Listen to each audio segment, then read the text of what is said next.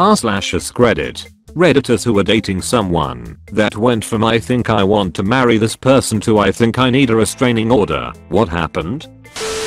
I graduated. She wanted to transfer schools. So, we moved to a college town where she told me she'd been accepted as a transfer. Turns out she hadn't been accepted, and when she applied, was not accepted. She got a job at Walmart while trying to figure out her next move. After about 2 months she decides we should move to Pittsburgh. She's convinced this will solve all her problems and make her happy, except we are in a recession and I just got my first good job. I don't want to move. She became abusive. I didn't want to go home. She was constantly negative and on the edge of a screaming fight. I was just avoiding her at the end. We were together 4 years before that, and she was always moody but not abusive. 6 months of that, and she went to her hometown to take a semester at a local school and stay with her parents. I called her 2 weeks later and told her not to come back. It had been like a weight was lifted from me, and I never wanted to see her again. After being beat down mentally from her, I started suffering from erectile dysfunction at 22 years of age. Eventually I mustered the courage to leave her. She quickly moved on to someone else, who would later become her husband, and called me every week to basically rub it in. Saying how much better he was than me, how much bigger he was than me, etc etc. I moved out of state, changed my number, never heard from her again. She called my parents and even showed up at their home, but they told her to go away. About 10 years later my friend ran into an old friend of hers. Apparently my ex got arrested for beating her own mother, got out of jail, and beat her husband, then tried to take their kids from him. She was arrested again, and later released. Guess I dodged a huge bullet there. We were in a long distance relationship for over 3 years and eventually it started to fizzle. She'd tell me to move to the States and drop my college degree, my family and my animals to live as an illegal immigrant and I could just do whatever odd jobs I could find just to be with her. I told her I needed to wait. She'd get very upset every time I went out with friends and would bombard my Facebook wall with random crap and send me private messages with passive-aggressive insults and threats of suicide. I broke it off with her and moved on, but she kept messaging me asking to be friends. I tried but she'd randomly blow up at me insulting me for ruining her life by making her think she could be loved. I told her she did deserve love, and she'd get even more upset. We couldn't talk at all. Last year she messaged me yet again. We broke up in 2013. Telling me that I had a legal obligation to marry her since I said I would 5 years ago, and therefore she expected me to just fly up there and fulfill my obligation to her. Had to block her. Edit. Sorry, I don't think I explained myself properly. It wasn't an exclusively online relationship. We did see each other. I would travel up there twice a year whenever I had vacations from uni and spend about 2 months with her, which were always great. She'd just get incredibly possessive and insecure when we were apart because my social life started to blossom down here and she was scared I'd meet someone else. Once I stayed for 6 months until the very last day of my visa. I was dating a guy who was very sweet in the beginning. After about 6 months he got possessive. He didn't trust me. An example of this was one night I told him I was meeting a friend I used to work with at a bar a block away. We lived in a safe area and it was a short walk.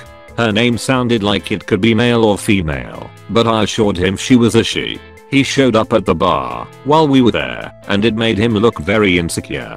He began tracking my phone's GPS. I found out when I stopped at a relative's house after work on my way home, and he freaked out and called my mom. She actually knew that was where I was, and he had a hard time believing I wasn't cheating. The last straw was my first week at a new job.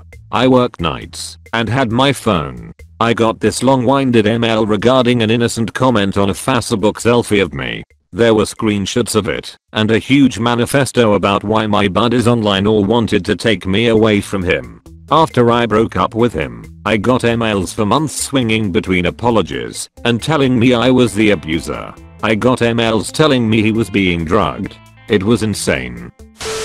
When I was in a relationship, that went from good and fun to why am I smashing plates in a blind rage. In a year and a half, I really didn't appreciate how much someone can drag you into hell with them. I think my crazy was self-defense.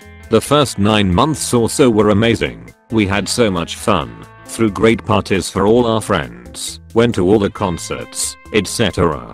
Then for about 5 to 6 months things got rocky, and he started becoming obsessed with the idea that I was emotionally cheating on him. The last 3 months were pure hell. The things he was accusing me of made no sense. The situations we would get into were insane, and somehow always my fault, and he would abandon me there saying I was the reason things had gotten out of control, and that he had to leave for his own protection. It made me feel like a monster. I signed up with a therapist because I thought I was having a psychiatric break. After a while, every time I saw him, it started with my apologies for how I acted the last time, and I would try to be as shut down as possible, and then my phone would buzz, and he would look at me accusingly, and then act distant the rest of the night, and I would be like, it's my mom. My mom is texting me. Look, my phone is unlocked. It's just my mom. And he would still act sour the whole rest of the night, withholding affection. Every physical gesture of disgust and disappointment. Every moment of every day became a full-time job of proving to him I was better, that I wasn't crazy, but everything I did to do that made me look crazier. I left him in a huge dramatic fit of rage finally, and it took months to normalize, and only in hindsight can I see how I went from being a pretty normal person with normal people problems to followed him to the depths of my personality's ability to retaliate against lies, and then I fought my way kicking and screaming out of that hole and left him down there. I had never acted that way before or since. I have never gotten into rages towards anyone like that, other than when in that relationship with him, and this was 4 years ago, so I'm pretty sure I'm not insane, as it started and stopped all within the time he was in my life. The only consolation is that within months of us breaking up, he burned every bridge with every friend we had, lost his job, and ended up moving out of state. I still live here, and have a pleasant quiet life with someone else, and I'm still friends with the people that were our mutual friends during that relationship. I'm a lot less judgment when I see someone have a very out of character age fit now though. Jesus Christ, it is so possible to be sucked into someone else's crazy, and since it's all out of context for you, you don't know how to act, and you look like the crazy one. This is about my sister. She and her ex dated on and off in high school. At some point in the 8th grade, he admitted he was in love with her, and she admitted she had feelings for him too, so they started dating in 10th grade. I told her something was off about him. I'm not necessarily an intuitive person. I try my hardest not to judge a situation too quickly, but something about him just rubbed me the wrong way. They dated for about 6 months and he began showing signs of abusive behavior. Like others have stated, he began calling her and keeping tabs on her. He demanded to know when she made it home and when she went to sleep. He demanded that she edit her social media, MySpace, at this time, to include pictures of them and only them so everyone knew they were together. She visited me in the hospital. I had a severe stomach flu. Something wasn't right, and she told me she wanted to break up with him. She told me she was a bit scared of him. He was a big guy, maybe 6 feet 4 inches, about 230 pounds. My mom begged her to end it with him and she did. The calls kept pouring in for about 2 weeks and she did her best to avoid him. Once I was back in school, I happened to catch an encounter between the two of them. He had her pinned against her locker telling her she wasn't leaving until they talked things out. I told him to back off, and he threatened me, and then she threatened him. He stormed off, punched a locker, broke 2 of his fingers. He dropped it for a while. He popped up a few years later on the morning of my sister's wedding with a love letter. We are not sure how he knew she was getting married. We all had him blocked on social media. The letter was mailed to our home which she no longer lived in. He hasn't come around anymore, but honestly, I would not put it past him. My sister's husband is an avid hunter, so that may be what's keeping him away. I'll throw my hat into the ring here. Dated a chick years ago.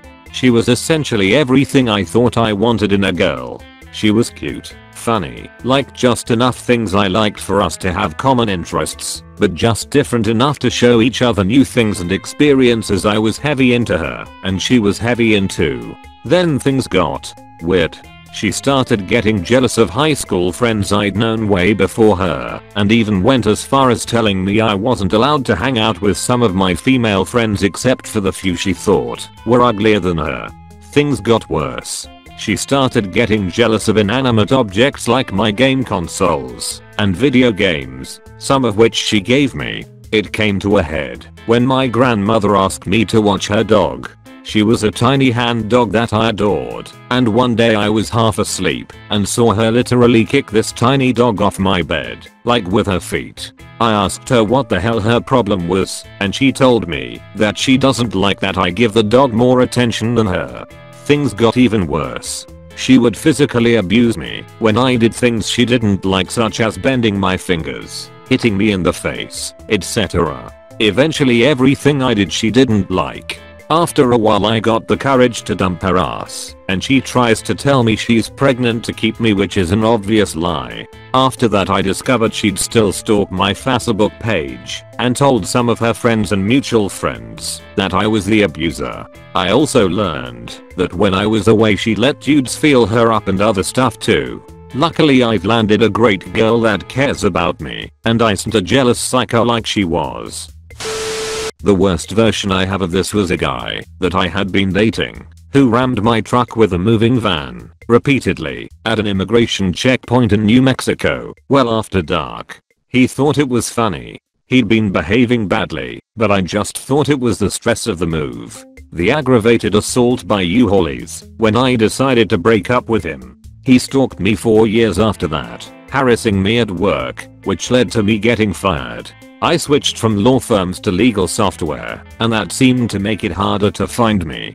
His stalking ended in blowing up a brick and mortar mailbox with plastic explosives. I think he laid low after that, because the FBI was looking for him.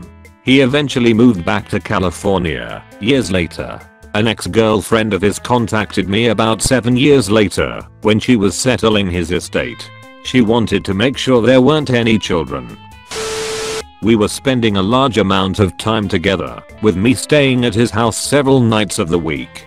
He went mad one day because he said we weren't spending enough time together.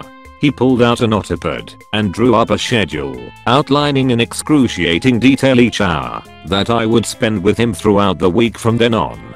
I distinctly remember sitting there, saying nothing and feeling like I was in the Twilight Zone. Things got significantly crazier from then on, but this moment always sticks out in my mind.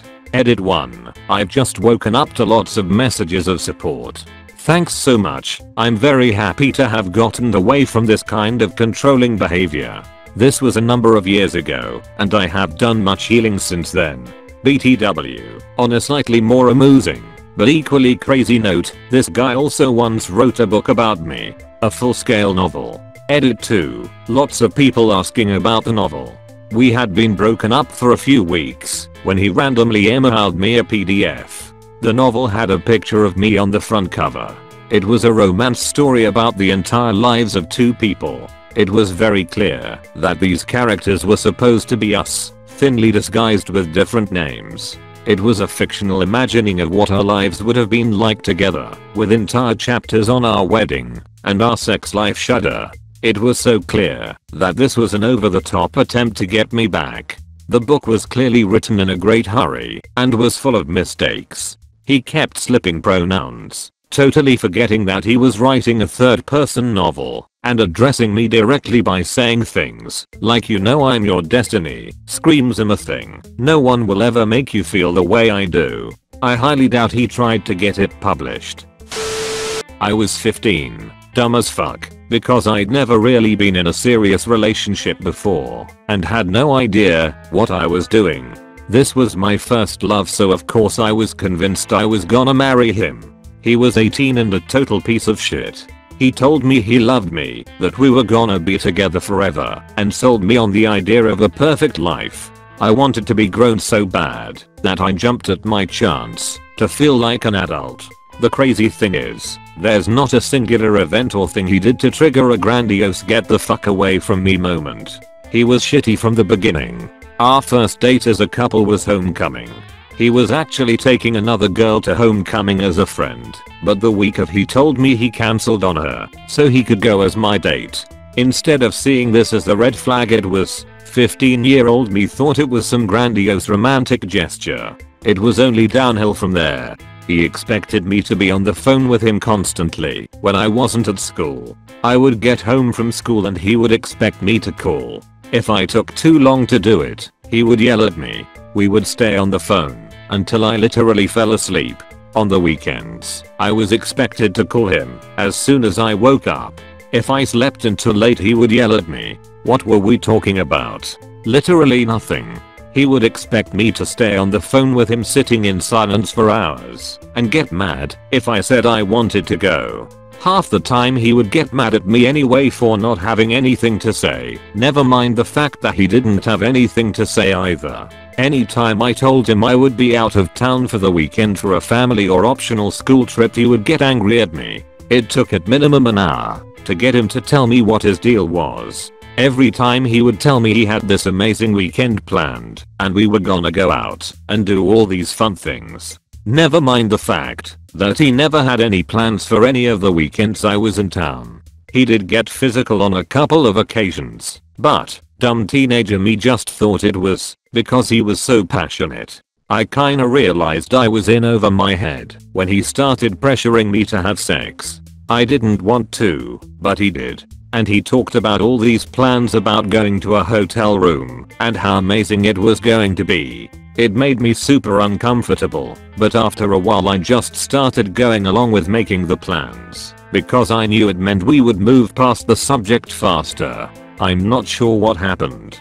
I was talking with my mom one day and something just snapped. It was like 1 minute I was head over heels with this guy and the next I was repulsed by the very idea of him. My mom made and executed a plan beyond what I could have handled myself. I ended it over the phone because I was scared of how he would react in person.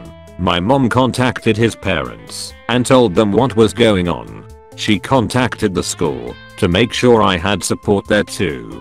I made it clear to him in no uncertain terms that he shouldn't talk to me or come around me at all. He drove by my house frequently for a couple of days. My mom called me out of school for a week. He would sit outside on the street for an hour or two at a time.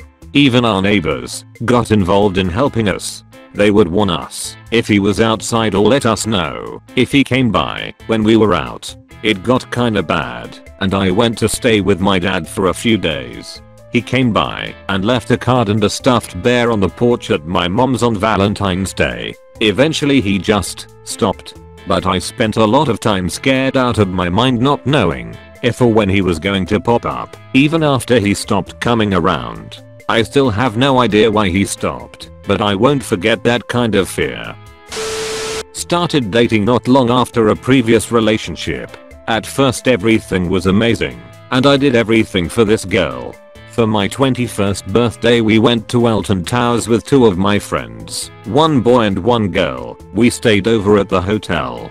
We were all in the same room, having a drink and a laugh when suddenly my GF storms out the room for no reason. Rightly so I follow her back to our room as to ask what's up. Before I can even finish my sentence she punches me square in the face, gets me to the floor, and kicks me about 5-6 times. I ask why, and it's because I'm apparently always looking at my girlfriend. Anyway, in the morning we set off home, and I assume all is well. We drop my friends off, and as I pull up to her house she puts her feet on my windscreen and kicks it 3/4 times, cracking it. Not sure why I stayed with her for a month after this, as she scratched at my face repeatedly when I accepted an old school friend on Facebook. I was dating a guy. I really liked him. He was smart, funny, and adventurous. We were getting pretty serious. He pretty much lived at my house. One weekend I went home for my dad's birthday. All of my brothers were home. I have 5 of them. We ate, drank, and were merry. One of my sister-in-laws took some pictures and posted them on Facebook with me tagged in them. Got back to my house Sunday evening and my boyfriend was coming over shortly to hang out / spend the night. When he got there he was basically frothing at the mouth. He shoved me and called me a whore. Started pushing me around, ranting about how he had to see me whoring myself all over the internet and hanging on a bunch of guys. I told him they were my brothers, but at that point I was done with him. I told him to get the fuck out of my house. He took that as an invitation to throw me up against a wall and try to force me to kiss him. My roomie heard the commotion and came out of her room with a bat. Then shithead made the only good decision he made that day and decided to leave. Kicked in a pantry door and wrecked some drywall on his way out though. I threw all his stuff in a dumpster. He ended up stalking me for years. Showing up drunk at places I'd moved to after we dated. Calling after I'd changed my number. Even texted me on the week of my wedding to ask me to reconsider marrying him instead. Yeah, you crazy fuck, I want to dump the love of my life for a crazy stalker. I started dating this amazing girl, but she was just getting out of an abusive marriage, and I was her first female partner. She started showing up at my work with flowers and coffee, which was sweet, but I had never told her where my office was. Then, she started showing up at my house at all hours, and would get upset when I needed to sleep. I worked grades. She then wanted me to meet her daughters, which I wasn't comfortable with, because we were in the first stages of a relationship. I decided to break it off. She was too needy, which was understandable coming from someone who had just left an abusive relationship and discovered their sexuality, but I wasn't the person that could guide her. She decided that I was just afraid of love and started leaving books of poetry on my porch and leaving long letters in my mailbox. I finally had to call law enforcement after I came home to her in my bed. She had taken a ladder to my second-story room window. I lived with roommates and broken in. I found her naked in my bed, covered in blood from cutting herself. She proceeded to tell me that I was the only thing keeping her alive. I cut off all contact, but I truly hope that she has gotten some help and is doing well. She was a wonderful woman, but so broken. Thank you so much for watching the whole video. Please leave a like and subscribe.